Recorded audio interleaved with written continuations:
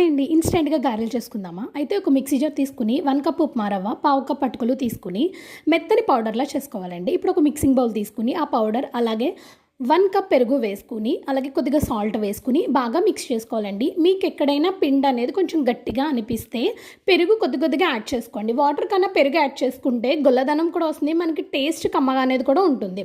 So అలా mix చేసుకున్నాక ఒక మీడియం సైజ్ పొటాటోని ఉడకబెట్టుకుని దాన్ని స్మాష్ చేసుకుని వేసేసుకోండి. ఆ పిండిలో వేసేసుకుని బాగా కలిపేసుకోవాలండి. బంగాళదుంప ఈ పిండి బాగా కలుపుకున్నాక నెక్స్ట్ ఏంటంటే దీంట్లో కొత్తిమీర తురుము, పచ్చిమిరపకాయ ముక్కలు, ఉల్లిపాయ ముక్కలు వేసుకుని బాగా కలుపుకోవాలండి. ఇప్పుడు ఒకసారి కలుపుకున్నాక సాల్ట్ చెక్ చేసుకోండి. సరిపోకపోతే ఇప్పుడు వేసుకోవచ్చు. ఇప్పుడు దీన్ని చిన్న ముద్దలుగా తీసుకుని గారెల షేప్లో వేసుకుని ఆయిల్లో వేసేసుకోవడమే. లైట్ బ్రౌన్ కలర్ వచ్చే వరకు వేయించుకుని అటు ఇటు టర్న్ తిప్పుకోవచ్చు. నా కడాయికి అయితే 4 గారెలు పడ్డాయి. సో మీకు ఎన్ని పడితే అని వేసుకోండి. ఇలా బ్రౌన్ కలర్ వచ్చే వరకు వేయించుకున్నాక ఒక ప్లేట్లోకి తీసుకుని సర్వ్ చేసేసుకోవడమే. అంతే, రెడీ. బాయ్.